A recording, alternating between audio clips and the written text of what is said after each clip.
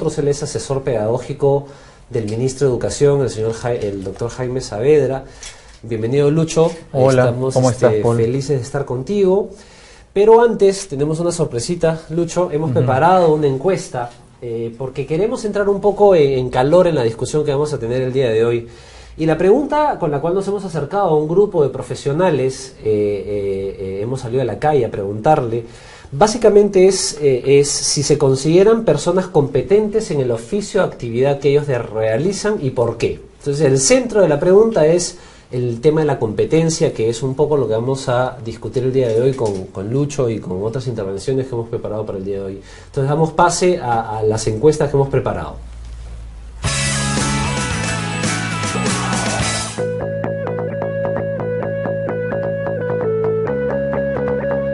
Sí, bueno, en la vida, bueno, me ha servido mucho el tema, sobre todo en mi rubro, donde de hecho es bien importante la parte teórica, pero la parte práctica es súper importante, ¿no? Entonces el tema de actitud y motivación a mí me ha servido muchísimo, porque al margen de que pueden haber habilidades y conocimientos, el tema motivacional te hace ganar un 70% para llegar a tus objetivos. Para empezar tengo que decir que yo amo mi profesión, entonces yo creo que eso hace que yo sea competente. Todo lo que yo realizo en mi carrera lo hago por placer.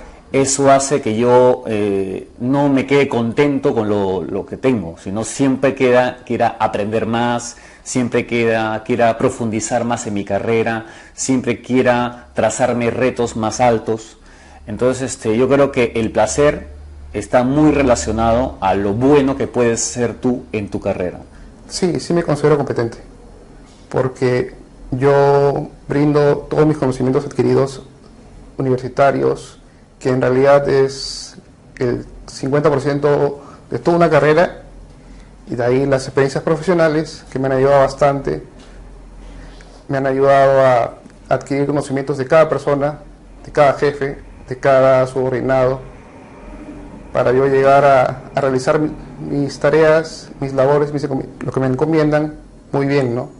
Sí, me considero competente porque cumplo con la misión, en este caso del Cuerpo General de Bomberos, que es ayudar a las personas. Si bien me enseñaron muchas cosas que yo en el largo de mi vida no pensé nunca aprender, como primeros auxilios o el manejo de extintores, el manejo de algunas herramientas para hacer algunas actividades como rescate vehiculares, toda esta teoría que nos pueden enseñar en las aulas se termina en el momento que uno se gradúa de bombero y la lleva a la práctica en las emergencias, ¿no? Entonces,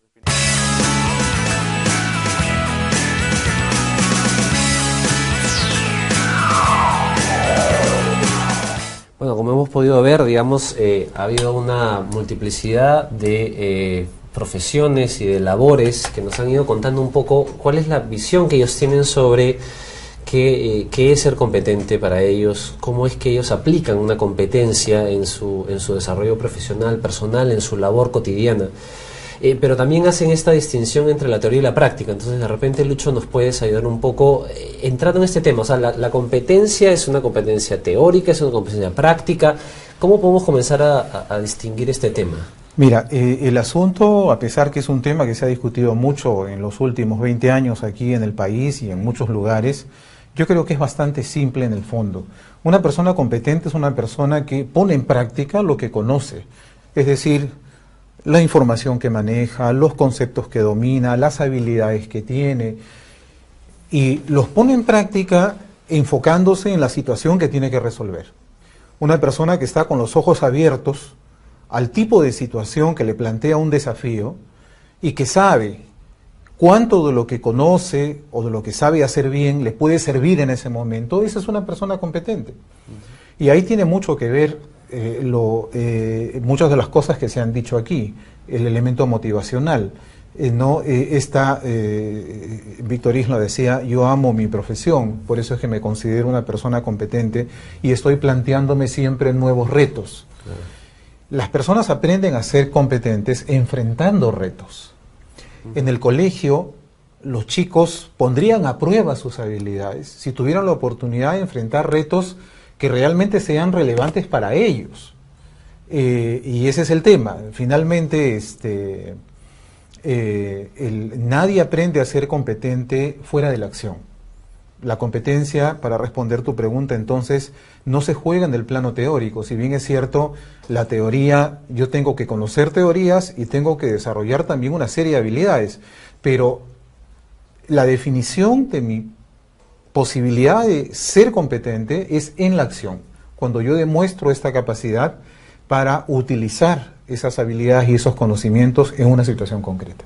Entonces, digamos, de acuerdo a lo último que tocas de mencionar, la pregunta que podrían hacerse nuestros colegas que nos están viendo es, desde mi función como docente, tú sabes que yo soy docente, desde mi función como docente, como profesor, ¿qué situaciones o qué contextos tengo yo que poner en práctica o generar en el salón de clases que permitan de que el estudiante, con toda la enorme diversidad de estudiantes con los cuales enfrentamos, porque son de todo el país, para poder construir este espacio donde el cual él pueda comenzar a dominar estas competencias, pero hacerlas manifiestas, porque es esta tensión que existe entre, a ver, qué tanta información le doy, qué tanto le pido que haga y qué tanto le pido que demuestre, porque son como momentos distintos. Entonces, ¿cómo poder resolver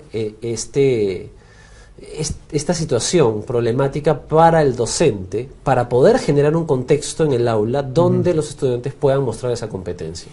A ver, en primer lugar, yo creo que conversando hace pocas semanas con un experto en enseñanza de la literatura de Argentina, con el doctor Gustavo Bombini, una de las cosas que él recordaba es que los que producen literatura infantil y juvenil, bueno, no solamente en Argentina, sino aquí también, tienen éxito en la medida que conocen cuáles son las características de sus potenciales lectores. ¿De acuerdo? Yo no puedo producir literatura para niños si yo no sé quiénes son y cómo son los niños de hoy, dónde están sus intereses, dónde están sus preferencias.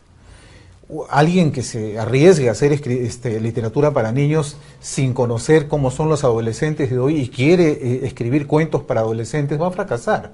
Yo tengo que conocer mi público. Yo traslado esa reflexión al campo de la educación. De acuerdo. Yo no puedo conseguir enganchar a mis estudiantes en una situación de aprendizaje si es que no los conozco y no sé por dónde van sus intereses, por dónde van sus aspiraciones. Es cierto, hay una gran diversidad en el aula, eso es innegable.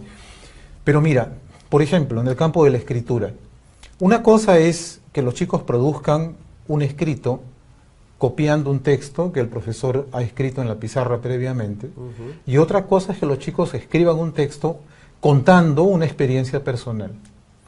En el segundo caso, escribir puede representar un desafío.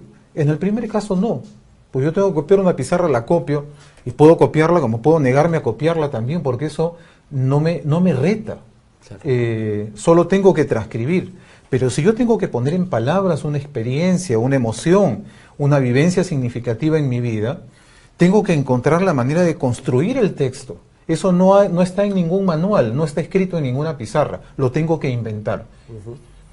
Entonces, es ese tipo de situaciones las que generan... que los docentes tienen que poner en práctica. Exactamente. Ahora, pero tú mencionaste una cosa interesante, Lucho, y es que haciendo el ejemplo de este especialista en literatura infantil y juvenil, que tengo que conocer a mi público. Es innegable que ustedes, colegas, conocen a sus estudiantes, muchos de ustedes son profesores de primaria, y han tenido la oportunidad de acompañar, porque a veces hay esta práctica de acompañar a las promociones, digamos, ¿no? Y se convierten en parte de nuestra familia, ¿no?